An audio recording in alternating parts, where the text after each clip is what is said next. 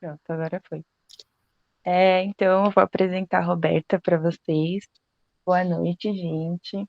Hoje nós temos como palestrante a professora Roberta Carvalho de Oliveira e Silva. Ela possui mestrado em Ciências pela Universidade Federal de São Paulo, especialização em assistência psicoprofilática em medicina fetal pelo Departamento de Obstetrícia da Unifesp, graduação em psicologia pela Universidade de Guarulhos, foi colaboradora e monitora na prática assistencial do curso de pós-graduação Lato Sensu, psicóloga colaboradora do Ambulatório de Medicina Fetal do Departamento de Obstetrícia e do Ambulatório Alínia da Unifesp, possui consultório particular desde 94 e até os dias de hoje, e dá assessoria em palestras e escolas.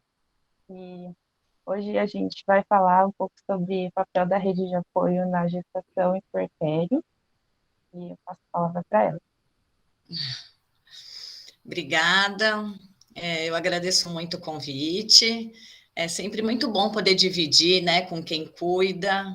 Eu acho que a gente, dividindo multiprofissionalmente, a gente cresce muito e os nossos pacientes também.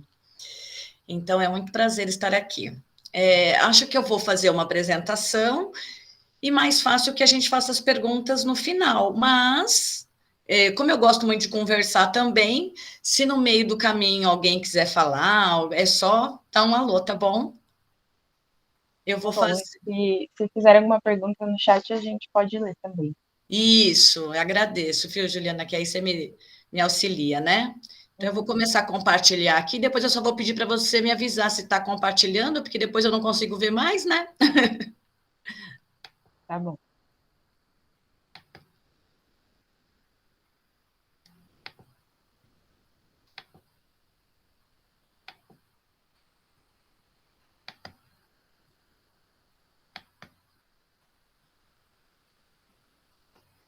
Estamos vendo. Já estão vendo? Já. Ah, então tá bom. Bom, me convidaram hoje, né? Me chamaram para a gente falar sobre rede de apoio. E aí eu fiquei pensando, gente, que até tinha umas especificações, né? Que era para falar da rede de apoio da enfermagem no hospital, que era para falar da rede de apoio no domicílio, que era para falar um pouco do pai, né? E aí eu fiquei pensando que, assim, olha, essa foto me chamou muito a atenção, né? Porque eu acho que rede de apoio é isso, né? É quando todo mundo consegue ficar interligado, sendo um suporte, né? Essa é a parte mais importante. Então, a rede de apoio para a amamentação, a rede de apoio para a mãe, para o bebê, né? Para a família. Como é que a gente cuida disso, né? Então, o que é uma rede de apoio? A rede de apoio, ela é mais do que uma ajuda, né? Ela é um cuidado. Eu acho que quando a gente está falando de rede de apoio, a gente está falando de como é que a gente cuida, principalmente dessa dupla, né? Que é tão importante.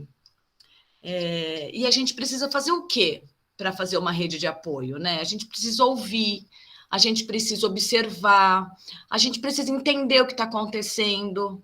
E só depois disso é que a gente se manifesta. Porque, na verdade, normalmente a gente tem o hábito de já dar uma resposta, a gente já vai contar uma coisa que a gente já sabe, a gente já vai contar uma experiência, né? E às vezes a gente esquece de ouvir. A escuta é algo muito, muito importante em todos os setores, né? Quem é que não gosta de ser ouvido, não é? E se a gente for pensar, né, na relação mãe-bebê, essa mãe tem muita coisa para nos contar, né, dos dramas que ela vai sentindo, que ela vai passando. Então, o que eu faço, eu sempre acho que é muito importante a gente usar, ó, a gente tem duas orelhas, que é para a gente ouvir mais, e uma boca, que é para a gente falar menos, né? Então, eu brinco de que, assim, se a gente conseguir realmente usar as duas orelhas para ouvir a queixa do paciente, sem nos cobrar de ter uma resposta pronta imediatamente, principalmente, né, na área hospitalar, a gente consegue dar uma resposta mais adequada. E às vezes nem é uma resposta, né? Às vezes é um apoio, às vezes é poder sustentar. Então, quando a gente pensa em rede de apoio, eu acho muito importante pensar nessa sustentação. O que a gente precisa, né? Então, rede de apoio é feita por muita gente. A rede de apoio pode ser feita pela equipe de saúde, né, dentro do hospital, quando essa mãe está internada, por exemplo, quando essa mãe foi ter o seu bebê, então a gente tem toda a equipe de saúde, e dentro da equipe de saúde a gente está falando dos enfermeiros, a gente está falando dos psicólogos, dos médicos, nutricionistas, atendente de enfermagem, físio, enfim, gente, TO, tudo que for possível, todos os profissionais de saúde podem fazer alguma coisa. Então, eu tentei dividir um pouquinho, né, porque a gente precisa dividir didaticamente, só para entender o que é que se vai se passando com essa dupla, porque aí cada um vai podendo pegar um pedaço, né, e falar, isso eu dou conta de fazer, aquilo eu dou conta de fazer, e por isso que é tão importante quando a equipe consegue se organizar, quando a equipe também tem uma boa comunicação, né, para saber o que é que se faz. Agora, fora do hospital, o que é uma rede de apoio? Primeiro, a rede de apoio são aquelas pessoas que fazem bem para a mulher, né? Então, podem ser os parentes, né? Podem ser os vizinhos, podem ser os amigos, pode ser pessoas que de repente, de alguma forma, né, às vezes não são parentes de sangue, mas são parentes afetivos e que fazem bem para a mãe. Então, todas essas pessoas podem sim, cada uma delas, fazer um pedacinho para ajudá-las, né? É uma ligação que a gente faz para uma mãe, para perguntar como ela está, para perguntar se ela está precisando de alguma coisa, né? E escutar o que ela está precisando, né? Isso é muito importante, né? Vai oferecer um suporte, entendendo, né, que a mãe quer ser uma mãe para aquele bebê. Então, a rede de apoio tem que servir exatamente para isso, para que ela possa exercer a maternagem, né, que ela possa exercer a maternidade dela da maneira como ela quer. E aí é um exercício para a gente, né? Por quê? Porque cada um tem uma experiência já, se não como mãe ou como pai, mas tem uma experiência como filho, não é? Então, assim, quem já foi um bebê, com certeza tem aí cravado, né? Mesmo que seja de forma inconsciente, a maneira como foi cuidado. E é justamente a maneira como nós fomos cuidados, né? Quando nós somos bebês, é que nós vamos cuidar de quando nós tivermos um bebê. Eu não sei aqui no grupo, né, se temos mães, se temos pais, se temos avós, enfim. Depois, no final, seria bem bacana que a gente pudesse trocar um pouquinho dessa experiência, né? Porque cada um pudesse falar um pouquinho como é que sentiu. Se a gente for pensar, né, que o Ministério da Saúde recomenda o quê? A amamentação, por exemplo, até 2 anos de idade, certo? E de forma exclusiva até 6 meses. A gente vai entendendo que o leite materno é a melhor fonte de nutrição, uma forma mais econômica de proteção, né? Diminui taxas de mortalidade. Então, assim, se ele é tão bom, o que é que a gente precisa fazer para que essa mulher faça isso em paz, né? Pelo histórico aqui do Brasil, nós já temos ações sobre a amamentação há 40 anos. Né? Essas campanhas que todo mês acontece uma, do aleitamento é o agosto, né? Que é o agosto dourado. E por que o dourado? Para pensar justamente no padrão ouro do leite materno. Então, quem é também rede de apoio são as políticas públicas, né? Quando de fato o governo toma uma ação que promove, né, que protege essa dupla, essa mãe bebê, principalmente, né, nesse sentido, de poder realmente que essa mulher tenha um lugar que ela possa procurar. Porque por isso que os bancos de leite são tão importantes, por isso que esse acolhimento, né, a essa mulher é tão importante. Por quê? enquanto essas mulheres estão no hospital, elas precisam de muitos cuidados, né? Elas precisam de muitas orientações, né? Eu costumo perguntar para as pacientes, né, quando acontece de atendimento hospitalar, enfim, mesmo agora na pandemia, né, que a gente vai fazendo atendimento online, eu pergunto, você está com dúvida? Ou qual é a sua dúvida? Que parte está mais difícil? Por quê, gente? Porque para quem trabalha no hospital pode ser muito tranquilo, muito fácil, né? Falar da amamentação, dizer da pega, dizer como é que segura o bebê, como é que faz isso, como é que faz aquilo. Porque a gente faz isso tantas vezes, né? Mas e para a mãe? Para a mãe tudo é novidade. Para a mãe, às vezes, não é suficiente. Então, eu acho que é muito importante, enquanto está no hospital, a gente perguntar qual é a sua dúvida. O que falta para você se sentir à vontade com o bebê? E esperar o que vem da mãe, né? Sem julgamento, né? Sem falar que está certo, que está errado, sem falar imagina, sem fazer careta, porque de fato é muito o que a gente faz às vezes, né? A comunicação às vezes fica aqui, né? No rosto. Tá certo que agora a gente está de máscara, né? Mas mesmo assim os olhinhos mostram, né? Que, ai, por que você está pensando isso? Ah, imagina, isso é tão pequeno. Então a gente tem que tomar muito cuidado. Por quê? Como é que ficam as coisas quando essa mulher vai para casa, gente? Bom, quando essa mulher chega em casa, vamos pensar primeiro numa mãe que chega com o seu primeiro bebê. Um bebê, gente, muda tudo, tudo. E a gente não fala só das mudanças é, de coisas corriqueiras, burocráticas, de quem faz isso, quem faz aquilo. Não, não, não.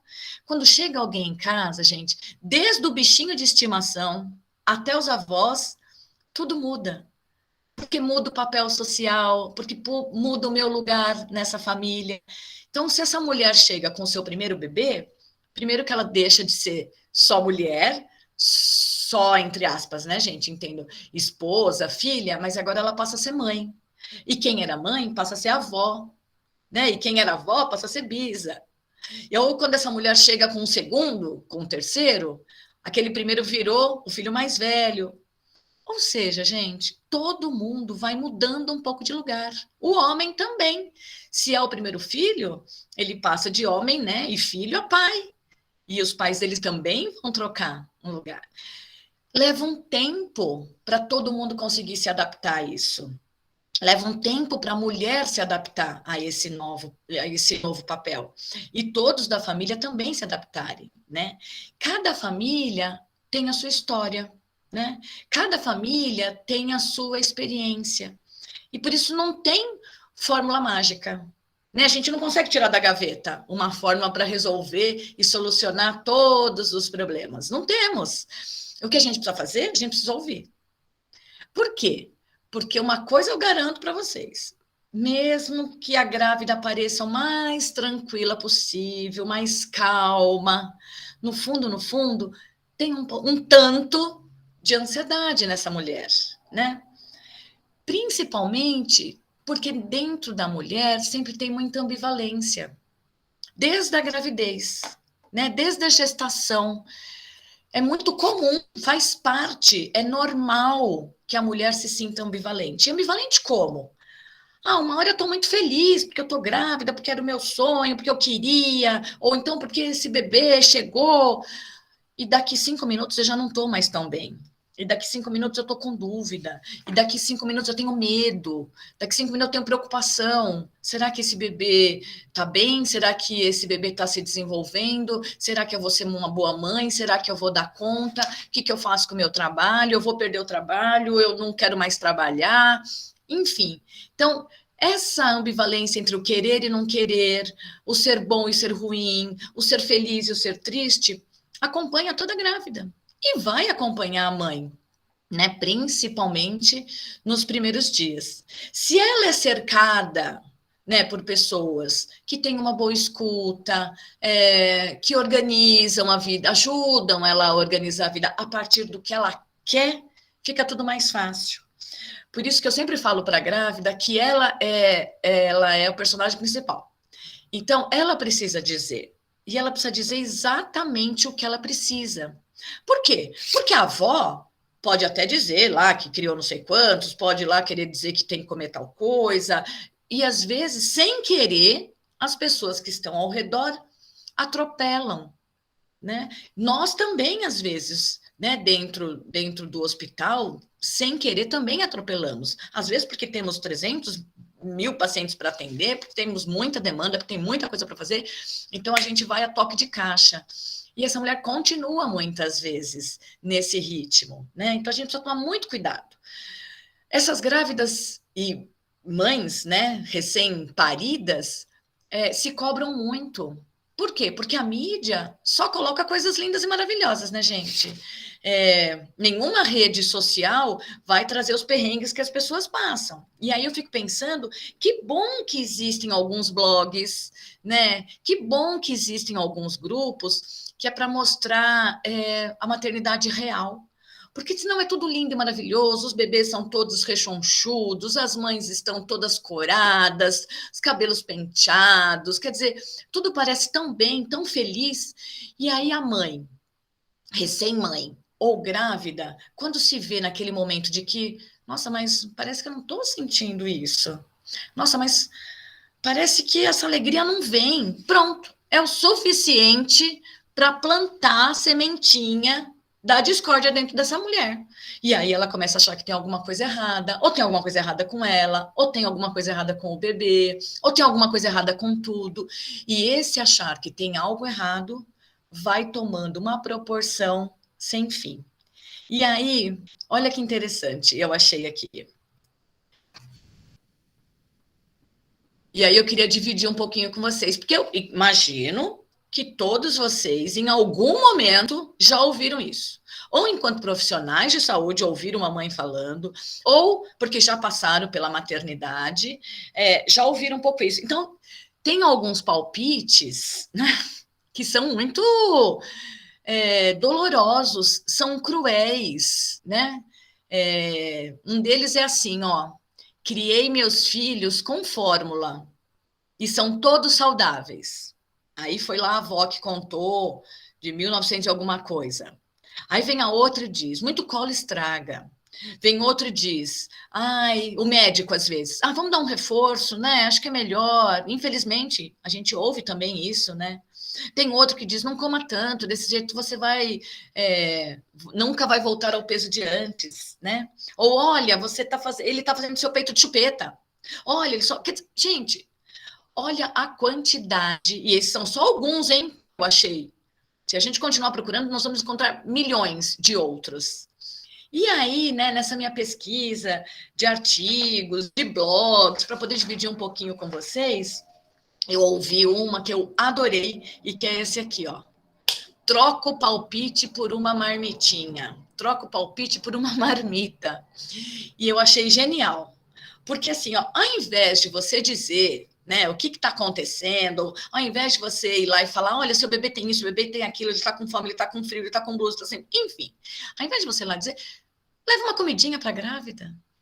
Leva um bolo gostoso, pergunta para ela, liga rapidinho e fala: olha, que tipo de chá você gosta? Que tipo de suco você gosta? Vou passar rapidinho para deixar aí. Né? Nesse momento que nós estamos, que a gente está tentando evitar as visitas, melhor ainda, deixa na portaria, deixa uma comidinha gostosa para ela, para o marido, né? Por quê? Porque os dois, provavelmente, ou eu falo marido, gente, mas a gente também tem que pensar nas relações homoafetivas. Então, assim, a mulher que pariu e a sua companheira, né? Quem está lá, a dupla, seja ela qual for, que esteja cuidando do bebê, vai se atrapalhar muito. Principalmente se for uma mãe que realmente gestou, que vai amamentar. Quer dizer, isso vai ficando cada vez mais complicado, né? Eles precisam de um auxílio. Então, não custa dar uma ligada e perguntar o que precisa, perguntar o que quer, perguntar o que está faltando, ao invés da gente ficar supondo. Né? Eu suponho que eles estejam precisando de dinheiro, eu suponho que eles estejam precisando, enfim, seja lá do que for. Não pergunta. E escuta o que essa mãe está precisando. Né? E essa mãe, por outro lado, também precisa fazer um exercício de ser sincera, né? Porque às vezes a mãe está se sentindo tão sem valor, né? Tanta gente falando ao mesmo tempo, é a avó, é a vizinha, é a tia, é a mãe, é a irmã mais velha, enfim, que ela fica achando que ela não sabe nada. E aí ela às vezes não tem nem coragem de dizer o que ela está precisando. Então, o que a gente precisa? Quando a gente pergunta, né? E pergunta sinceramente, está pronto para ouvir, essa mãe consegue dizer: eu estou sem dormir, né? Então, quer que eu fique um pouquinho com seu bebê? Posso ficar um pouquinho com ele? Né? Você amamenta e eu fico aqui de olho para você poder descansar, ou eu lavo a louça, ou eu passo uma vassoura na casa, ou me dá aqui a roupa. Enfim, existem muitas formas de ajudar, contanto que a gente ouça o que eles precisam. E por que a gente precisa ouvir, gente? Porque essa imagem eu encontrei e achei ela perfeita para o momento do puerpério. Quem nunca passou por um puerpério não faz ideia do que seja um puerpério, por melhor que ele seja, né? Nós, profissionais da saúde, sabemos que realmente o puerpério é muito difícil. A turma da psicologia, né, ainda diz que entre todos os momentos, o pior é o puerpério. Por quê? Primeiro porque a mulher vem sonhando, vem criando na cabecinha dela um bebê imaginário. Tenho certeza que vocês já, né, ouviram muito falar disso. Então ela está imaginando aquele bebê. Mesmo que ela não seja uma mulher controladora, mesmo que ela não seja uma mulher tão ansiosa, mas ela vai criando na cabeça dela um bebê. Como vai ser, como não vai ser, como vai acontecer a vida. Por mais que ela saiba que, lógico, de vez em quando tem noites mal dormidas, tem bebê que vomita e tem todas as outras coisas que acontecem, ela vai imaginando. E aí, gente, quando nasce o bebê real. E essa mulher que se depara com esse bebê, muitas vezes não sente aquela felicidade mágica da sala de parto, que vocês também já devem ter ouvido falar. Né? Tem mulheres que dizem, naquele momento do parto foi fantástico, maravilhoso, mágico, uma alegria, um amor que invadiu. Ok, pode ser que aconteça, mas não é a maioria. Né? Também acontece um estranhamento dessa mãe para esse bebê. Além desse estranhamento, ou seja, essa dupla precisa se conhecer. Essa mãe precisa de tempo para conhecer o bebê e essa mãe precisa de tempo para se conhecer mãe desse bebê. Ali, como eu falei, né, nós já fomos bebês um dia e nós temos gravados dentro de nós como fomos criados e como fomos cuidados, e claro que isso é de uma forma inconsciente, a gente junta, né, a nossa experiência inconsciente com as nossas expectativas, com o que nós queremos, com o que nós sonhamos, e aí junta tudo. E aí a gente não conta pro bebê, né? Porque o bebê não leu o script. E aí ele vai ser ele. E aí, às vezes, tem baita de um confronto, né? Porque essa mulher ouviu, porque essa mulher imaginou, porque pensou na amamentação a cada tantas horas, imaginou que teria um tempo. Muitas e muitas grávidas dizem assim, não, quer dizer, mulheres, né? Não, quando eu ficar grávida, eu vou ser toda estilosa. Porque eu vou ser isso, porque eu vou ser aquilo. Aí, de repente, a mulher vai vendo que os enjoos não deixam, que passa mal, que tem calor, que perna incha, que roupa não serve, que não... E aí vai ficando uma frustração. A mesma coisa, gente, a mesma frustração que pode acontecer durante a gestação, muitas vezes pode acontecer depois também. Né? Quantas e quantas mulheres não pensam, não, eu estarei sempre tranquila, eu vou fazer de tudo, eu faço yoga, eu faço meditação, E aí, em algum momento, o bebê não dorme, em algum momento você fica noites sem dormir, e aí, em algum momento, o bebê não pega direito o peito, e aí machuca, e aí você precisa de alguém para fazer um laser. Quer dizer, tantas coisas vão acontecendo, mas a sensação de que estou perdendo o controle de tudo, isso é assustador. Então, assim, muitas vezes, por mais que a mulher tenha uma rede de apoio em volta, na hora do puerpério a gente está sozinho. E assim, uma coisa que eu ouvi durante essa pandemia, e eu não sei se vocês, né, enfim, já ouviram isso, ou de repente sentiram isso, eu ouvi que me disseram assim: nossa, nas primeiras semanas, quando todo mundo teve que ficar isolado, quando a gente não sabia, né, era um inimigo invisível, a gente não sabia onde estava, e muitas mortes, as mortes começaram a aumentar. Ai, me peguei na sacada, sozinha, no escuro, olhando, né, para aquela cidade silenciosa, me fez lembrar o Perpério.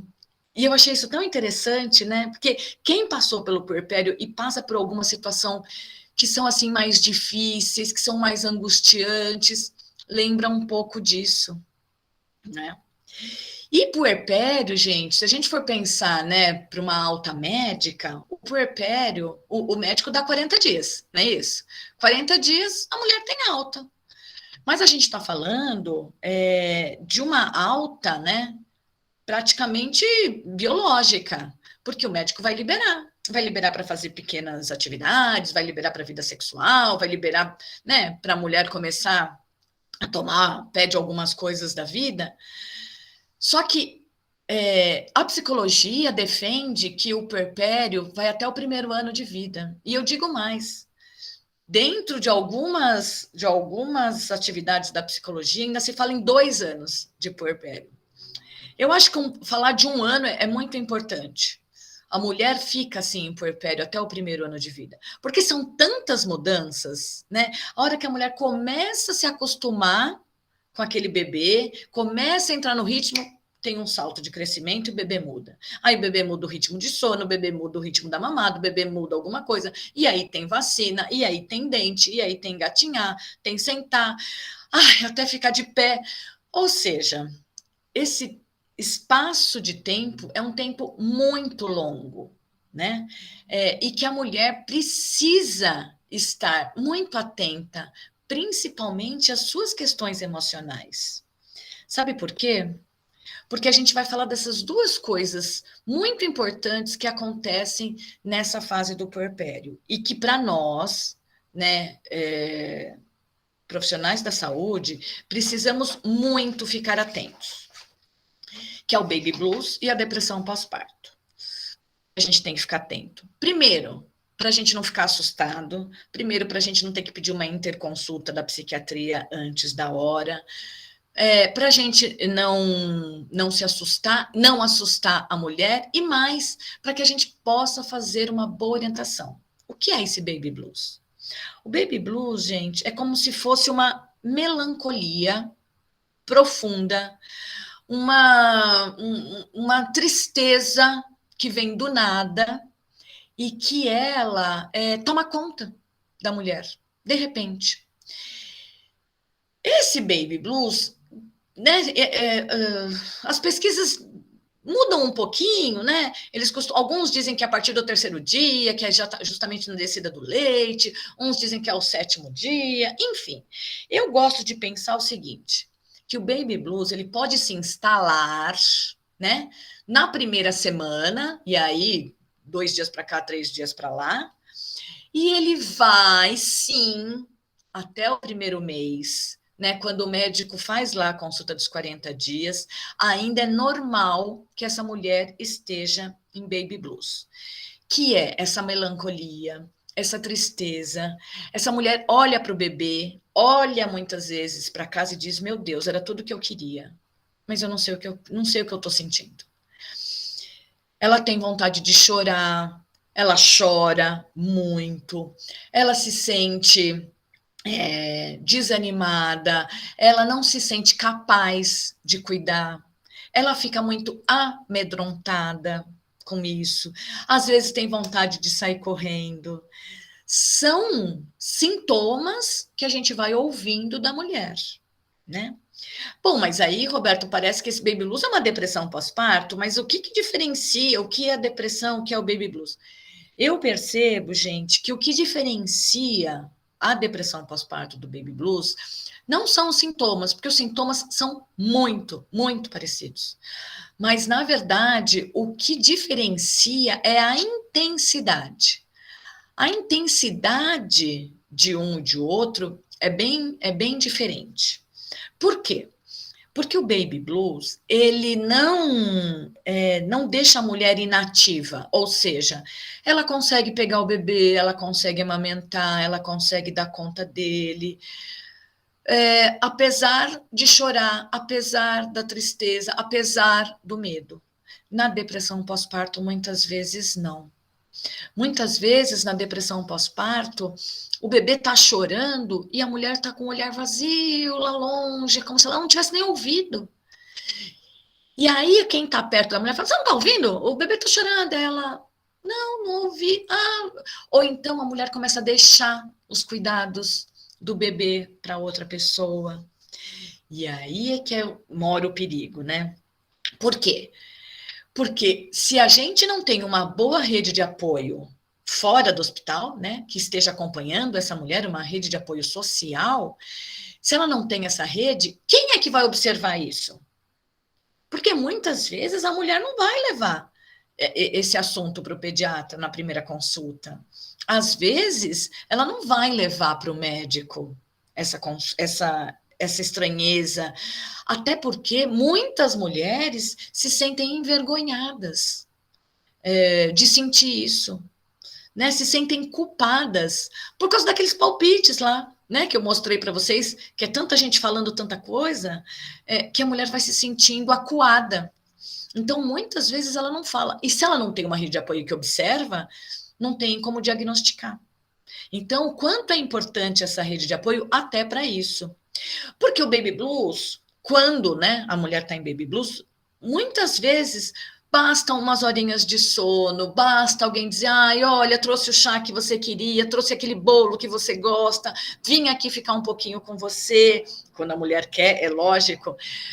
Isso já acalenta o coração, né? Isso já é um carinho, isso já é um abraço, né? Eu fico pensando assim, olha, quem tem uma boa relação com a mãe sabe que colo de mãe cura um monte de coisa.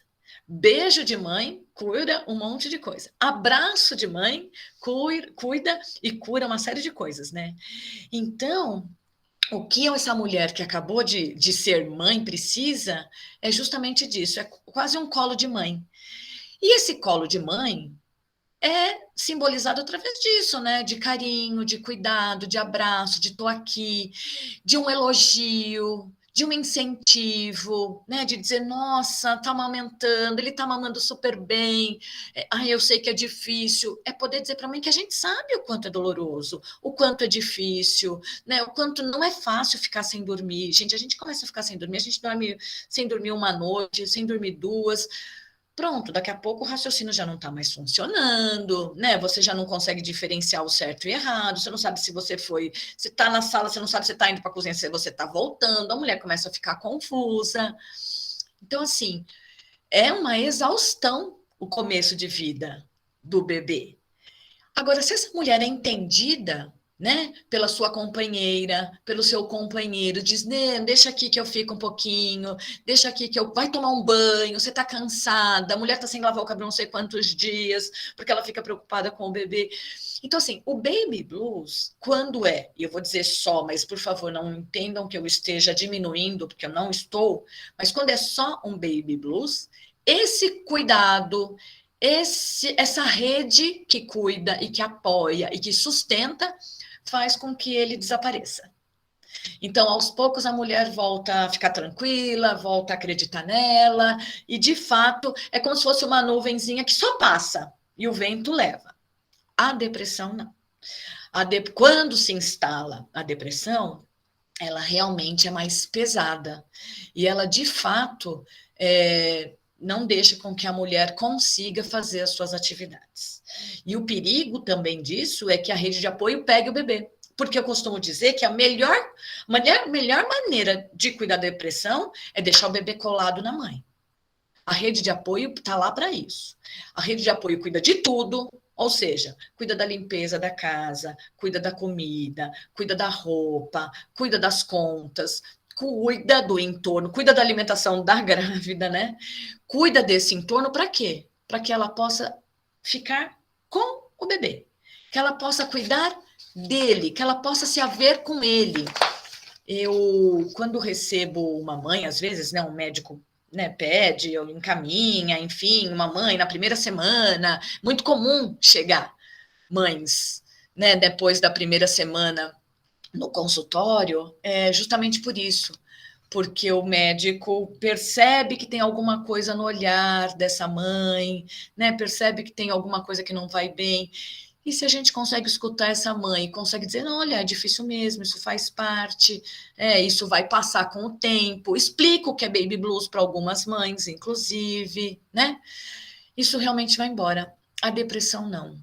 A depressão, ela causa um mal-estar muito maior. E, às vezes, só a terapia não é suficiente. Muitas vezes, gente, a terapia é suficiente, sim.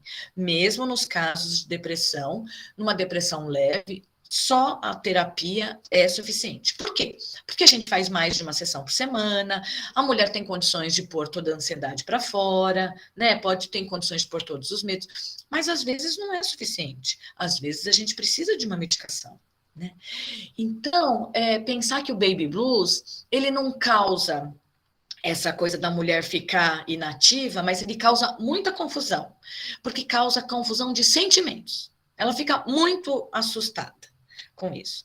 Mas quando a gente sabe diferenciar, quando eu chamo, por exemplo, o marido ou a companheira para dizer, olha, que ela está precisando de um carinho, ela está precisando de um abraço, ela está precisando dormir grudada um pouco, né? Põe a mulher na cama.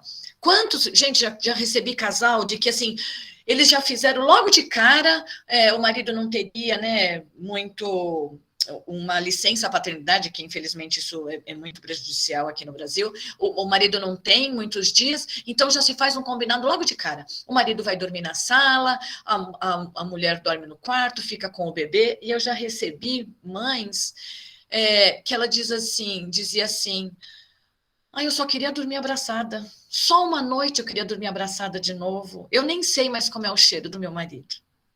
Então, assim, olha, gente, um marido atento, uma companheira atenta vai dizer: fica aqui um pouquinho comigo. O bebê tá dormindo, tá tudo bem, a gente tá ouvindo ele. Fica aqui, quentinha comigo. E isso às vezes é suficiente para a mulher falar: não, tá tudo bem, né? Uma coisa que nós, né, da psicologia chamamos, porque esse é um conceito que veio da psicanálise, eu não sei se vocês conhecem, e depois a gente até pode falar mais, que é a preocupação materna primária. Quem fez esse conceito foi Donald Winnicott. O Winnicott, ele era um pediatra, e foi, né, pediatra e psicanalista inglês, muito envolvido com a psicanálise, e eu costumo dizer que ele é pós-Freud. Então, quando a gente ouve psicanálise, a gente ouve muito falar em Freud, em Klein, né? Enfim, são os básicos e tão importantes para a psicanálise, mas que o Winnicott fez uma outra leitura da psicanálise. Porque o Winnicott foi entendendo que nós somos a partir das nossas relações, né?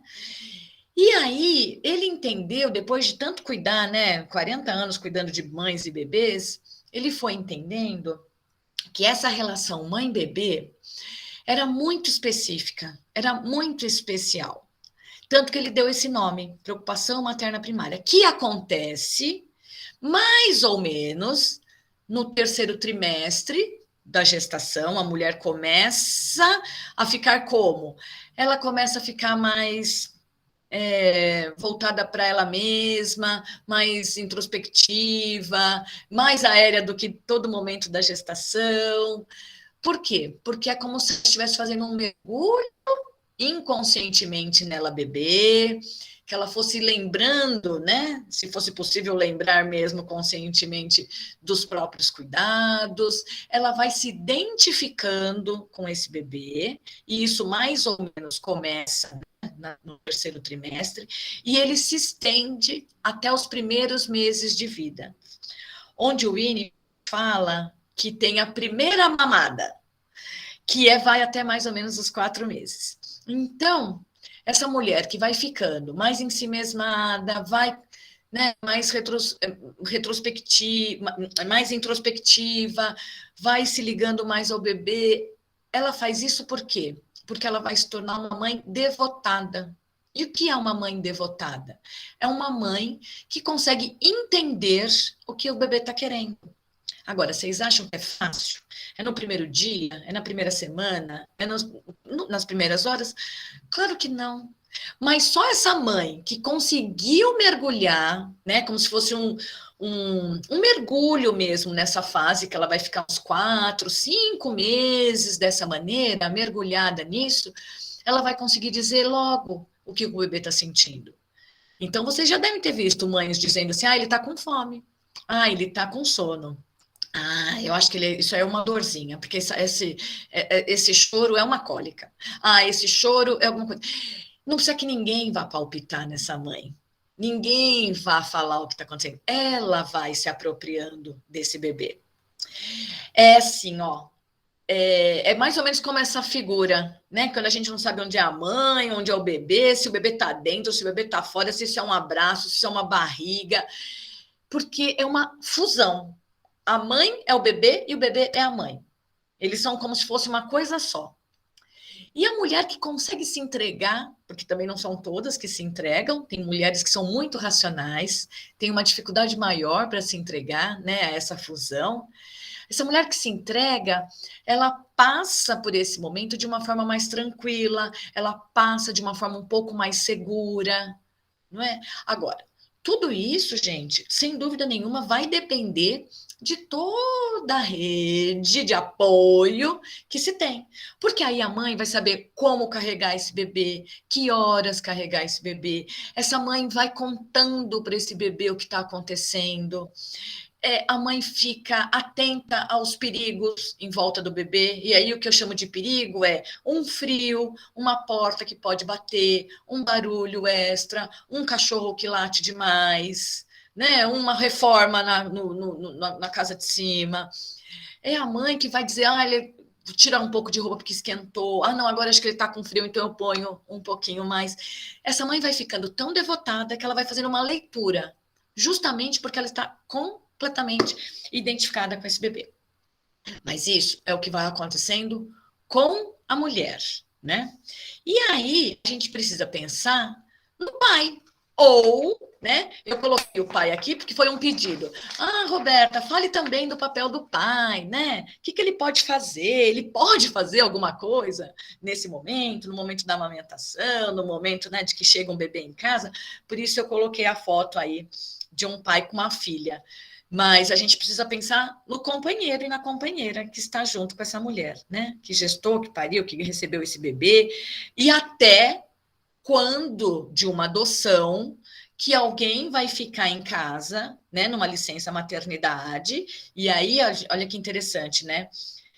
Dizem que o puerpério só acontece por causa dos hormônios, né? Porque tem uma queda de hormônio, depois tem uma subida de hormônio, depois.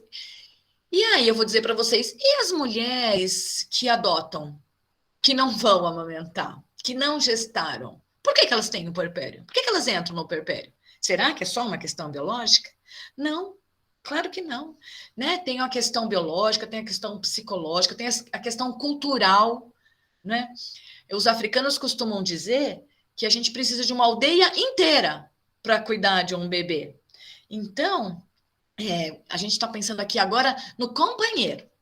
De fato, gente, como eu fui contando para vocês, né, dessa relação da mãe e do bebê, da mãe que fica voltada para o bebê, que ela é devotada e tudo mais, a gente vai pensar, bom, e quem fica do lado? O que faz? Não tem o que fazer? Tem muita coisa para fazer. Primeiro, é muito importante que esse companheiro, que essa companheira, possa olhar para essa mãe, olhar para essa dupla e realmente acreditar, por exemplo, numa amamentação. Por isso que é tão importante que os casais conversem antes de ter filhos, ou conversem durante a gestação, para ver qual a importância. Porque se o pai, né, ou a companheira não der importância para essa amamentação, como é que ele pode ajudar nesse momento? Não pode, se ele não acredita, não é? E aí eu fiz uma lista, e essa lista é pequena, hein? Olha o que ele pode fazer. Ele pode tirar uma soneca com o bebê Quem já não viu ou não ouviu a mãe dizer que ficou o dia inteiro sacudindo o bebê, e ficou ninando, e ficou amamentando, e o bebê chorando, e o bebê tinha cólica, e a mãe estava nervosa, e a hora que o pai chegou, o pai, né, pôs o bebê no peito, e o bebê pôs barriguinha com barriguinha, né, e o bebê dormiu. Às vezes até o pai dorme, né? Quantas fotos? Eu não sei se vocês recebem, mas eu recebo N fotos da mãe descabelada e tira uma foto lá, fala: Meu Deus, eu passei o dia inteiro aqui sofrendo e agora estão os dois, até o pai está dormindo, olha que perigo. E é verdade, gente, por que será que isso acontece? Bom, primeiro, porque de fato não tem a questão dos hormônios, não tem a questão do cansaço, não tem a questão da exaustão. O pai pensa diferente da mãe, o pai sente diferente da mãe, tudo isso é verdade. De alguma forma, muitas vezes, o homem ou a companheira está mais tranquila. E se ele está mais tranquilo, ele passa mais tranquilidade para o bebê. Então, é por isso que o bebê se acalma também no peito dele, né? E o quanto isso é importante para o vínculo pai-bebê. Ele pode ficar com o bebê para arrotar. Ou seja, ninguém pode dar peito, isso é verdade. A mãe dá o peito e o pai pode segurar, pode fazer arrotar, pode trocar a fralda. Ele pode acreditar da maneira que ele dá um conforto para o bebê, porque isso também acontece, né? Muitas vezes as mães se queixam que os pais não fazem, o que a companheira não faz, só trabalha, mas aí eu pergunto, será que as mães deixam? Ou será que a mãe, muitas vezes, vira uma leoa demais? E aí o pai vai trocar. Ah, não é assim. Ah, não é assado. Ah, você apertou. Ah, você alargou. Ah, vazou. Toda vez que você põe a fralda, vaza. Quer dizer, fica pondo 300 milhões de defeitos. Não, ele não gosta que segure assim. Não, ele não gosta assim. Isso também não ajuda, né? A gente precisa confiar. Por quê? Para que o pai também possa confiar. Que ele dá conta. Eu digo para os pais, passeie com o bebê no sling, na casa. Não é para sair de casa. Se puder sair, se puder dar uma volta no jardim, se puder dar uma volta embaixo no prédio, na casa, enfim, tudo bem. Mas se não, bota o bebê no sling também. O sling não é só para a mãe, não. O sling é para o pai também. Para quê? Para que a mãe possa tomar um banho tranquila, para que a mãe possa fazer uma refeição sossegada, para que a mãe possa fazer uma meditação com as pernas para cima, né? O pai precisa aprender a dar banho do jeito dele. Ele não pode ter medo de trocar fralda, né? Ele precisa perguntar para a mulher: como eu posso te ajudar? Ele precisa trazer água para a mulher, porque amamentar dá uma baita de uma sede, quem amamentou sabe disso, dá uma baita de uma sede. Então ele precisa trazer um copo d'água, ou um suco, se a mãe prefere. Ele precisa não criticar quando a mulher começar a chorar, não ficar desesperado, porque é que no consultório a gente faz tantas sessões, eu pelo menos proponho, né? Quando eu estou fazendo um atendimento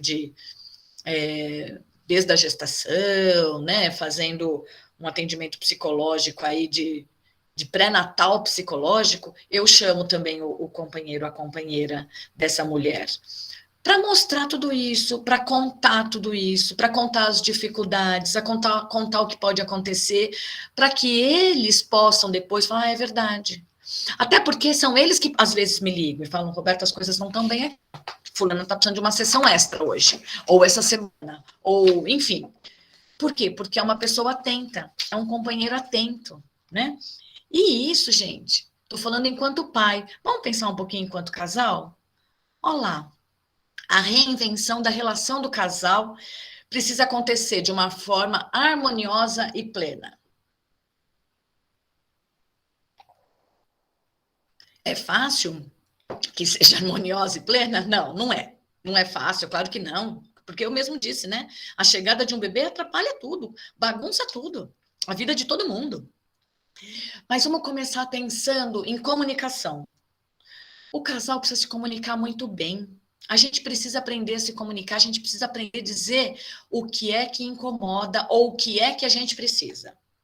Muitas mulheres se queixam de que os companheiros não têm iniciativa, não pensam antes, elas têm que pensar em tudo. Eu entendo. Às vezes acontece mesmo isso. De uma forma geral, por favor, me perdoem os homens da sala, mas de uma forma geral, os homens são um pouco mais rasos, eles não se aprofundam tanto e eles não têm tantas possibilidades de pensar lá na frente. A mulher vai ao pediatra, ela já sabe o que ela quer perguntar, quando vem o remédio, ela já sabe o que ela tem que dar, ela já vai pensar na roupinha. Por quê? Até porque, fisiologicamente, a mulher também passou por aquilo, né? O homem não passa pela preocupação materna primária. A mulher passa, não é? Então, a gente não pode reclamar, a gente pode avisar. Olha, tenho tal remédio tal hora. Olha, eu preciso que você troque tal fralda. Eu preciso que você fique um pouquinho, né, com ele. Tem muitos homens que são muito atentos, tem muitos homens que são muito afetuosos, tem muitos homens que fazem, inclusive, o colo de mãe, né? O que a gente chama de colo de mãe, e que consegue sim. Mas a minha questão aqui, pensando na relação e na reinvenção, é de quando não acontece. Quando não acontece, a gente tem que cuidar do quê? Quando não acontece, a gente tem que cuidar principalmente da comunicação. Eu estou me comunicando bem ou eu quero que o outro adivinhe o que eu estou pensando? Eu quero que o outro adivinhe o que eu estou querendo. E o homem também, né? O companheiro, a companheira também precisa dizer o que ele está querendo, né? Olha lá, permita que a parceira e o parceiro cuide do seu bebê. Que é o bebê dele também, é o pai que ele tem, é a outra mãe que ele tem que se adaptar àquele colo, o pai ou a outra mãe precisam se adaptar àquele bebê também, eu preciso deixar que isso aconteça. Nesse momento, a gente tem que tomar muito cuidado para não levar as coisas para o pessoal, né? O marido chegou em casa pisando duro, já pensa que é com você, não é com você. Pergunta, o que aconteceu? Tá tudo bem? Você precisa de alguma coisa? Aconteceu alguma coisa no trabalho? Aconteceu alguma coisa na rua? Né? A pessoa desligou o telefone e viu que tá com uma cara feia. Gente, a comunicação é tudo nessa vida. Por isso que tem tantas brigas e tantas guerras, né? Porque as pessoas não se comunicam bem, né? A gente precisa saber qual é a necessidade do outro. O que está faltando? Mesmo, gente, a gente precisa saber o que está faltando, mesmo quando a gente não for solucionar o que está faltando, né? Porque, de repente, para um parceiro, pode estar faltando um carinho. Por quê? Porque aquele bebê, aquela semana, está mamando de 2 em 2 horas. Porque a mulher não consegue largar o bebê, porque a hora que termina de amamentar e termina de trocar, já está na hora de amamentar de novo. É uma semana mais difícil.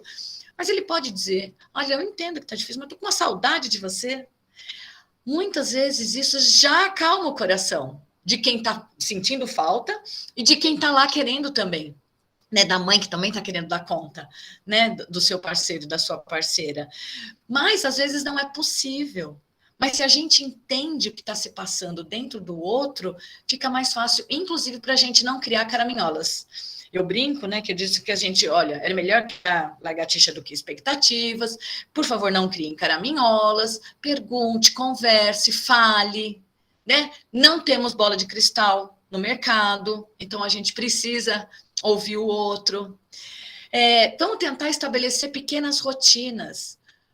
E quando eu falo estabelecer pequenas rotinas, não é porque, vamos fazer um calendário, um planejamento e vamos seguir rigidamente a hora. Não, não é isso. Mas, por exemplo, vamos combinar que a hora que o bebê dormir, a gente vai tomar um café juntos? A hora que você chegar do trabalho, por exemplo? Vamos combinar que antes da gente deitar, você faz uma massagem nas minhas costas, eu faço uma massagem no seu pé, todo dia? Sabe assim, pequenos momentos em que o casal possa estar próximo. Principalmente, gente, quando o casal ainda não está em atividade sexual. Porque a gente sabe que a atividade sexual aproxima muito os casais, né? De uma maneira geral. E quando a gente não está dando conta de estar nessa atividade sexual, muitos casais se afastam muito, ficam um buraco, parece que não tem nada ali. Quando a gente faz essas pequenas rotinas, isso ajuda. O outro pode sair um pouco mais tarde para o trabalho, então dá para amamentar o bebê, dá para deixar ele dormir, dá para a gente tomar um café da manhã juntos. Faz parte da rotina. São pequenos prazeres que o casal precisa combinar e precisa fazer junto para poder passar por esse primeiro momento que é o mais complicado. Bom, isso são algumas dicas para o casal, né? Vamos pensar como que os profissionais de saúde podem apoiar essa mulher. E aí, gente, a gente tem que pensar como a gente pode apoiar, né? Não só durante a hospitalização, mas quando a gente está, né, na saúde básica, quando a gente está nos centros de saúde, quando a gente está recebendo essa dupla, esse trio, né, que está se formando.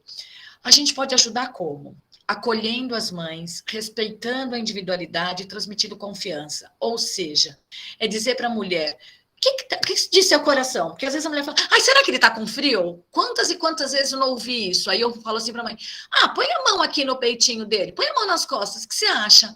Ai, tá gostoso. Se tá gostoso, acho que tá bom, acho que tá bom. Ou então, nossa, ele tá fervendo, ele tá suado, acho que ele tá no calor. Então, tá vendo? É uma boa dica. Quando a gente devolve para a mãe, né? Quando a gente empodera essa mulher, quando a gente diz, você sabe, se você ouvir o seu coração, você sabe o que esse bebê precisa, essa mulher fica fortalecida. Agora, claro que se a gente fizer um nariz torto, né? Se a gente apertar o olho, se a gente fizer um sinal de que, ai meu Deus, né? Que pergunta mais boba essa, pronto, aí a gente põe tudo a perder, né? A gente tem que entender que a gente escuta e a gente aprende e a gente troca as informações. A mãe vem sedenta, a gente pode devolver algumas coisas e algumas coisas a gente pode informar. Eu gosto de falar sobre livros que são bacanas, eu gosto de falar de blogs importantes que a gente sabe que são sérios, que dão dicas, falar de grupo para essas mulheres, né? A gente precisa ajudar essa mulher a acreditar nela. A gente precisa dar as informações que facilitam a amamentação para ela. A gente precisa falar sobre os grupos de apoio de um aleitamento materno, ou no centro onde a gente trabalha, ou num grupo que a gente conheça numa rede social, que seja bacana, numa ONG, ou num blog que dê informações. A gente precisa escutar essa mãe sem julgar. E, sem dúvida nenhuma, a gente também precisa se manter muito atualizado, né? Por quê? Porque, gente, se a gente não se atualiza, a gente não consegue ir adiante e a gente também não consegue ajudar ninguém. Não é? A gente precisa saber por que muda a posição do bebê dormir, por que muda a maneira de falar que é livre demanda e que teve uma época que era de 3 em 3 horas. Quer dizer, a gente tem que acompanhar tudo isso para que a gente possa estar o melhor informado, para que a gente possa facilitar a vida dessa mãe. Nós temos que entender que nós somos facilitadores e a gente tem que facilitar o que ela quer ser, como ela quer ser. Ela quer proteger exageradamente, a gente até mostra para ela quais são os perigos de se proteger excessivamente, mas a gente não vai dizer para ela não proteja. Né? A mamãe não quer amamentar, a gente não vai ficar julgando que ela não quer amamentar. Vamos escutar o que está acontecendo. Vamos trazer essa mulher para perto. Enfim, gente, a escuta é o que nos mostra, que pode nos indicar como ajudar. Né? Então, esse é o nosso papel. Vamos pensar nos avós. Mas o que a gente tem a ver com isso? Sabe o que a gente tem a ver com isso? A gente tem que conhecer a rede de apoio social da mulher. Não que a gente tenha que conhecer as pessoas. Claro que quando dá para conhecer, é ótimo também. Mas a gente precisa saber quem é a rede de apoio dessa mulher. E, quando possível, a gente faz a orientação dos avós também. Por quê, gente? Porque se eles são avós, é porque eles já passaram, né? Essa mulher já passou aí pelo tempo do puerpério, pela gravidez, ou enfim, pela adoção, pela amamentação, ela já cuidou de filhos, já cuidou de 1, de 2, de 3, de 5, sei lá eu de quantos, e ela pode correr o risco de dizer, né?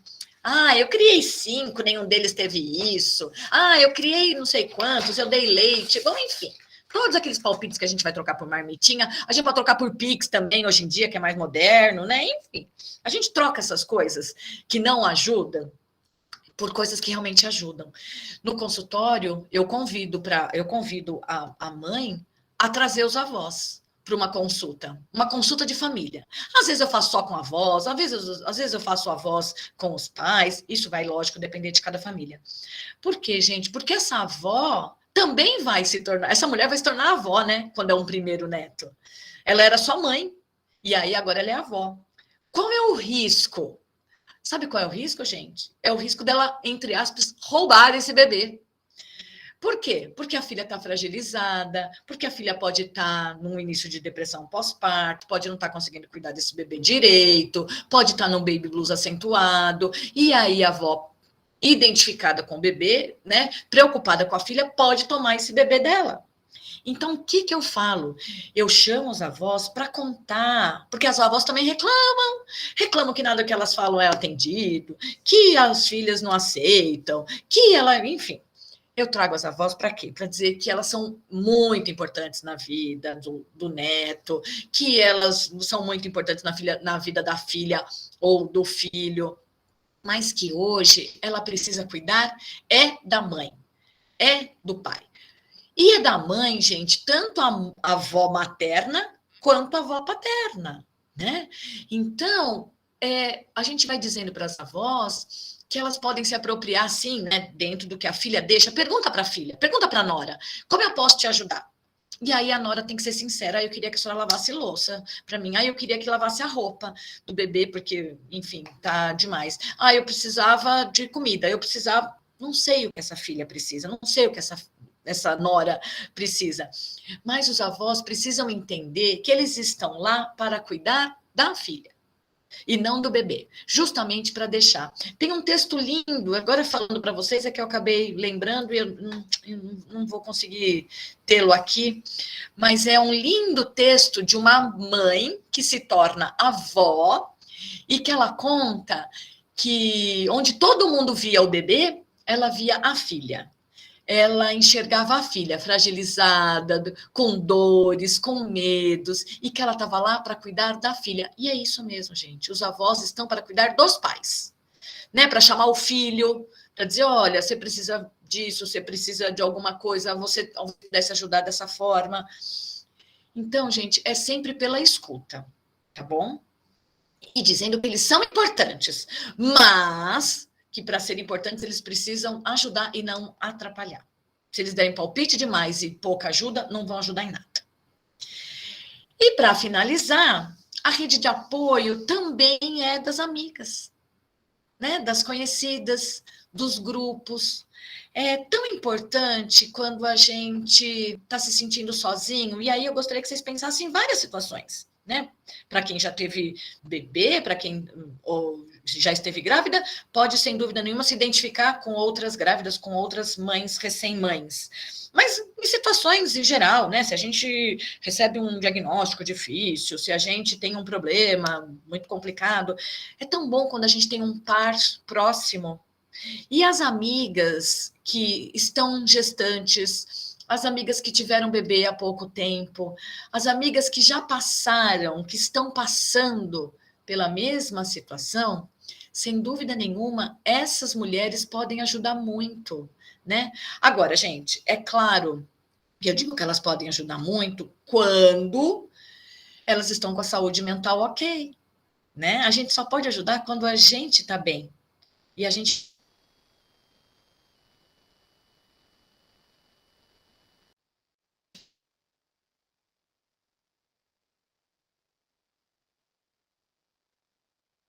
saber, gosta, até onde a gente pode ir. Quando a gente está ok com a gente pode ajudar o outro. Então, claro, quando eu falo no grupo, pode ser que a gente também não escute coisas inadequadas, é por isso que a gente tem que tomar cuidado com o grupo que a gente vai participar, né, nas redes sociais, no grupo mesmo, enfim, de amigos, né, de amigas. Mas, de forma geral, essas mulheres, né, essas mulheres que passaram e que passam, né, por essas pertinho, elas ajudam como? Porque elas tratam essas mães com muito respeito, normalmente, reconhecem o valor da amamentação, porque sabem o que sofrer, o que faltou, o que não faltou. Elas dizem para essa mãe: não, dá conta, difícil no começo, mas vamos juntas, né? Elas dizem: olha, liga para mim se você precisar, eu sei o que você está sentindo. É dizer meio um pouco assim: ó, eu sei o que é isso. Então, pode confiar que dá certo. Então, nesse sentido, é isso que os amigos podem.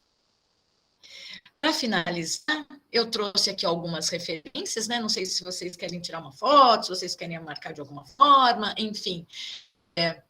que são só, assim, um livro que eu acho que é muito bacana, não que é para ler o livro inteiro, mas é um livro interessante de se ter, né? Alguns artigos que eu achei bem interessantes, né? Bem adequados. Trouxe um blog, que é o blog da saúde, do Ministério da Saúde, que às vezes vale a pena para a gente não só olhar, mas às vezes para a gente também indicar para algumas mães, né? Ajuda, tem uma leitura fácil, tem um jeito fácil de falar, próximo das mulheres, e tudo isso forma uma rede de apoio. Agora eu vou parar aqui com a minha apresentação para a gente poder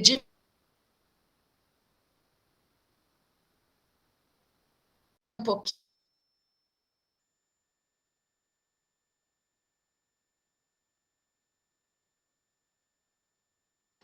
Parei aqui. Parei, né? Parei. Para sim. Roberto, queria te agradecer muito. Foi muito boa a palestra. E nós temos algumas perguntas aqui. Posso ler? Pode, claro. Vou aproveitar para tomar água, que eu falo, né? Tá bom. Tem três que se interligam, então eu vou ler essas três. Como é a atuação do enfermeiro e dos profissionais da saúde durante o puerpério? Você acha que a atuação do pré-natal para o puerpério muda muito? Acredita que se ainda houvesse um acompanhamento, isso ajudaria inclusive na prevenção da depressão pós-parto? Sim, gente, eu sempre digo, enfermeiro é a linha de frente, né? Vocês estão ali no cuidado, né, no leito, vocês é que estão ali no atendimento do ambulatório desde o pré-natal. Então, é muito importante que o que eu disse, é muito importante que o enfermeiro esteja atualizado, é importante que o enfermeiro tenha essa escuta. Quando a gente fala em escuta, não estou falando só porque o psicólogo é que vai escutar. Manda lá para a salinha da psicóloga que ela escuta essas queixas. Claro, às vezes a gente precisa mesmo mandar para a salinha da psicóloga, porque é tamanha, né? Tem tanta coisa que essa mãe precisa, que precisa mesmo da salinha da psicóloga. Mas quando o enfermeiro se coloca à disposição, né, para ouvir qual é a demanda dessa mãe, ele pode ajudar muito e pode sim prevenir. O enfermeiro pode servir de alerta, né? Porque às vezes essa mulher vai contar para o enfermeiro, é porque eu tive uma depressão, não sei quando, porque eu já tomei remédio. É muito. Já teve algum transtorno, né, psiquiátrico anteriormente, tem um risco maior de desenvolver, sim, uma depressão pós-parto. Então, o enfermeiro pode sim dizer para essa mãe, e você está se cuidando, né? E você cuida da sua saúde mental? E você já pensou em fazer terapia? E você já pensou em conversar com a mãe, com o marido? Enfim, dependendo da queixa, né, do que ela faz. Então, o enfermeiro é essa primeira escuta da paciente, tanto durante a gestação, como no puerpério, né? Quando essa mulher, né, para o banco de leite, quando essa mulher vem para a consulta da primeira consulta,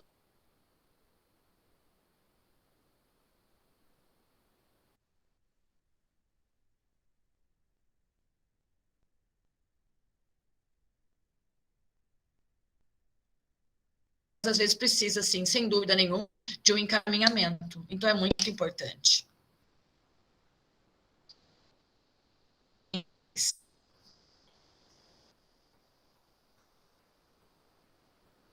Roberto, acho que está travando um pouco.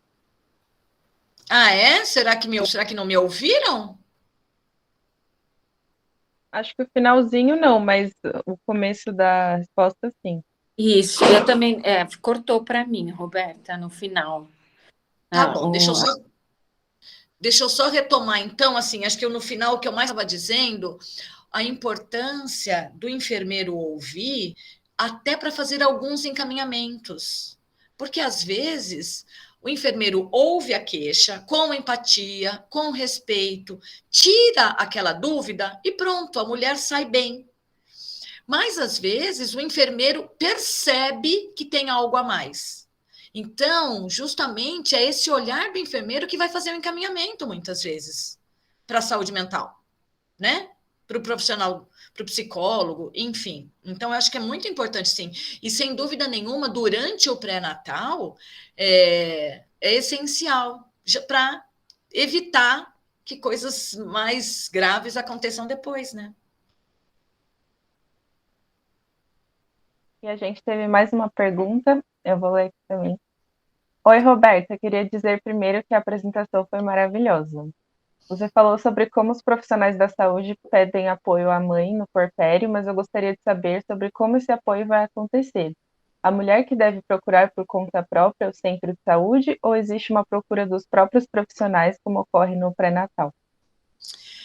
Obrigada, né? Obrigada por você ter gostado, que bom. A gente sempre espera, né, que a gente possa alcançar aí um pouquinho mais para todo mundo, né? Olha, gente, eu acho que tem dos dois lados. Eu acho que algumas mulheres atentas, né, elas procuram os centros de saúde. Mas eu acho que o profissional de saúde, quando possível, né, quando a gente pode fazer um grupo, né, de vários profissionais. Tem o médico, tem o enfermeiro, tem o psicólogo, tem o nutri, e a gente consegue fazer um trabalho multiprofissional. Eu acho que são principalmente os enfermeiros que percebem. O enfermeiro pode, inclusive, lançar mão, né, de algumas escalas no atendimento. Né? Eu sei que no banco de leite, as enfermeiras fazem o uso de escala de EPDS, por exemplo, para saber como é que está essa mulher. Então, ela pode escutar, e ela pode, sim, fazer um convite. Primeiro, a gente faz um convite para o paciente. Ai, tô achando que está muito pesado para você, acho que está muito difícil. Você não gostaria de participar de um grupo? Quando ele existe, lógico, né? Você não gostaria de participar desse grupo? E aí ela aceita ou não, e aí o enfermeiro pode dizer para o médico, né? Olha, atendi tal pessoa, percebi tal coisa. Eu vou dar o exemplo para vocês do que eu tenho na medicina fetal, né? Por exemplo, o médico dá uma notícia para o paciente. Diz lá que tem um bebê com malformação. E aí ele fala que ela vai passar pela enfermagem, porque ela vai fazer o aconselhamento genético. Aí o aconselhamento genético fala assim para ela, depois que explicou tudo, ele vai dizer assim: olha, tem a psicóloga que cuida desses casos. Você não quer marcar? E deixa lá para a paciente, para ela ligar. Nem sempre essa mulher liga, né? Só que o que ela faz? Ela me avisa, Roberta, paciente tal, chegou tal dia, com tal diagnóstico, e a gente encaminhou para a psicologia. Aí a gente espera uma segunda consulta, quando é possível esperar, para ver, para oferecer, entende? Então, eu acho que tem dos dois lados. Tem a paciente que procura, mas também muitas vezes a gente precisa encaminhar, né? Quando a gente trabalha num centro de saúde que tem de tudo, a gente traz para o nosso. Quando não, acho que a gente precisa estar atento aonde tem, para encaminhar a mulher para alguns lugares. O que é interessante a gente pensar, gente, é que uma mulher não cuida de um bebê sozinho. Se ela cuida do bebê sozinho, a saúde mental dela pode estar, sim, em perigo. A gente sempre precisa de mais gente.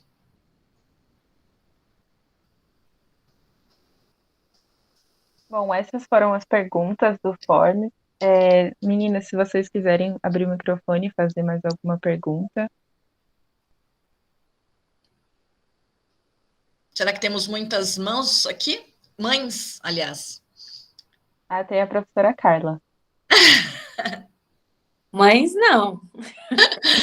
É isso que eu quero dizer. Não sou mãe, mas eu queria primeiro te agradecer, Roberta, pela sua aula. Foi excelente. Acho que trouxe aí várias reflexões para a nossa liga. Acho que você traz uma fala muito importante de que a gente precisa olhar para a saúde da mulher e mais especificamente para o puerpério. É um momento que é extremamente negligenciado, né? Você trouxe ferramentas que a gente utiliza no aconselhamento para o aleitamento materno, inclusive, né? Que é oferecer auxílio prático. Né? Então, apesar da gente dizer, né, do aconselhamento, que por vezes isso é feito verbalmente, a mulher, nesse momento, ela precisa de auxílio prático, né? Então, quando a gente vê um post de que a mulher troca marmitas, troca conselhos por marmitas, é que ela está falando, né, de outra forma. Eu preciso de auxílio prático. Eu preciso que alguém venha aqui, ao invés de me dizer o que eu devo fazer, que me auxilie com aquilo que de fato eu preciso. Muitas delas têm uma romantização desse momento, né? Não só do puerpério, como da gestação também. E isso, por vezes, até as impede de solicitar auxílio, né? Porque existe um julgamento explícito e velado, né, da sociedade, infelizmente, e as mulheres, por muitas vezes, se tornam refém, né? A gente, enquanto diretoria da Liga, a gente pôde conversar muito sobre isso, era uma temática que as meninas queriam trazer, inclusive, né, essa questão da romantização que a gente vive hoje nas redes sociais, que por vezes bombardeiam ainda mais. Nós temos aquelas que levantam a bandeira da maternidade real e aquelas que ainda trazem a propaganda de margarina, né? Como eu sou feliz e como tudo dá certo. Então, acho que você trouxe aí uma fala e um final de tarde aí recheado de muitas reflexões e de uma fala muito importante que faz a gente, de fato, entender o nosso papel enquanto enfermeiras, né? E futuras enfermeiras que as meninas serão. E, além disso, de que a gente precisa compor disso, né, com a equipe multiprofissional, e mais do que trabalhar multiprofissional, a gente precisa aprender a trabalhar transdisciplinarmente, né? Então, é isso. Muito obrigada. É um prazer sempre te ouvir. Espero poder te ouvir inúmeras outras vezes. Possam também ter essa possibilidade, porque, de fato, você agrega muito. Então, só te agradecer. Obrigada. Obrigada, Carla, obrigada mesmo. Eu fiquei pensando, né, falando em rede de apoio, mas o enfermeiro faz o quê, né? Eu pensei exatamente nisso, sabe, em trazer reflexões, porque a partir das reflexões, cada um vai buscando dentro de si como é que você pode ajudar, né? Eu posso ajudar ouvindo, eu posso ajudar porque eu quero fazer um blog, porque eu quero fazer uma ONG, porque eu quero, enfim, é justamente para isso. Eu acho que quando a gente vai e levanta, né, todas essas possibilidades e levanta todas essas preocupações, a gente dá essa chance, né? E sem dúvida nenhuma, quanto mais multiprofissional, melhor, né? Mas é um prazer estar aqui, viu? Espero também poder falar mais vezes. A gente pode inventar mais temas. Mas parece que alguém mais levantou a mão. Juliana, não sei se é o que perdi. Acho que foi a professora Dani. Pronto. Deixa eu mostrar minha cara. Depois que eu saí do carro, eu ainda bem sentei e jantei, mas eu lembro do seu rosto, mas eu não lembro se eu já escutei você falando, Roberta. Já escutei? Acho que não, Daniele, acho que não. Sim, Roberta, a gente teve discussões que você participou no GEPAN. Jura? Então tá bom, então me ouviu sim. Porque o seu rosto não me é estranho, né? Mas foi muito bom. Oi. Fala da Érica. Pode ser também. Aula com as residentes. Sim. Deve ter. A gente se encontrou aí. A gente já foi passando aí, né? A gente já se cruzou nesses caminhos aí da maternidade. E aí eu cheguei em casa, né? Aí eu já virei pro meu marido, tá escutando? Então, você vai ter que fazer assim, você vai ter que me ajudar assim. É só para ilustrar, né? Porque é algo que a gente tem almejado e sonhado muito, a maternidade, e tentado, né? Então, aquilo que você trouxe com uma leveza muito grande, foi muito gostoso, né? Te escutar e tudo mais. Então, eu tentei até ficar pensando, né, na nossa atuação prática, né? Porque eu acho que lá na Unifesp a gente tem alguns ambulatórios, mas que não é a realidade, né, da maioria dos locais. Mesmo pensando São Paulo, né? Sim. E aí, eu e a Carla, a gente está tá atuando mais na atenção básica, né? E eu fiquei pensando em pacientes mesmo, que eu prestei assistência com os alunos no pré-natal, e aí a gente precisava fechar o puerpério, e teve uma paciente que a gente foi, né, percebendo com a escuta e mais de uma consulta de pós-parto, de que aquela paciente precisava ser encaminhada para o NASF, né?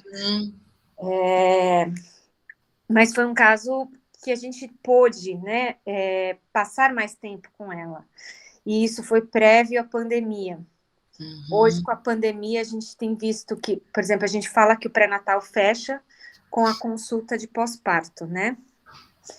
E muitas das vezes não é uma consulta de pós-parto, é feita por telefone, por conta Da pandemia, né? Então, eu acho que a gente tem perdido oportunidades de olhar para essa mulher nessa fase, né? Eu acho que a gente tem um privilégio com os alunos, que a gente acaba ficando 1 hora com a paciente, mas isso não é a realidade do profissional que trabalha lá, né? Que tem que ficar 20 minutos. Então, é difícil, às vezes não sempre, né? Perceber esses pontos durante a gestação, né? Porque ela já vai apresentando, né? Então, enfim, mas foi muito bom, queria te agradecer, foi muito leve, muito gostoso a temática e super relevante, né?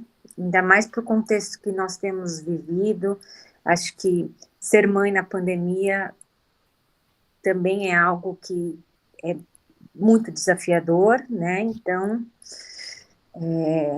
não que Nossa, antes não era, mas acho que agora tem sido mais ainda, né? eu fico pensando que, assim, morar nos centros urbanos já deixa a mulher um pouco mais solitária, né? Porque hoje em dia é muito diferente, né? Antes as mulheres tinham as avós, as tias, as próprias mães. Hoje todo mundo trabalha, né? Centro urbano, muitas mulheres estão sozinhas, né? Com os seus companheiros, quando tem os seus companheiros. E na pandemia isso só se agravou, né? Porque nem visitas elas podiam ter. As consultas, né? Muitas consultas por telefone, online, enfim. Então, eu acho que, sem dúvida nenhuma, hoje em dia prejudicou ainda mais, né? Mas, ao mesmo tempo, eu acho que prejudicou, mas também nos despertou para esse momento. O quanto isso é difícil, e o quanto essas mulheres já passavam por isso. Agora um pouco pior, mas isso já era da mulher, né? Esse cuidado com o puerpério. E você falando do marido, né? É muito interessante, né? Porque eu fico pensando que a gente fala, né? Que marido não ajuda, né? Marido faz a parte dele. A gente precisa trocar isso, né? Que o marido vai lá porque ele é pai, então ele é pai, ele troca a fralda, ele dá banho, ele põe para rotar, ele faz comida, ele limpa a casa, ele faz todas essas coisas, além de fazer um carinho, né? Que não pode esquecer do carinho também, né? Então, o quanto é bacana quando a gente consegue, sem dúvida nenhuma, através dessas reflexões, despertar nos profissionais de saúde esse olhar, esse cuidado, né? Porque isso vai fazendo igual pedrinha no lago, né? Você joga uma pedrinha e aí ela vai reverberando, reverberando, aquela onda vai reverberando. Então, eu acho que isso é bem bacana.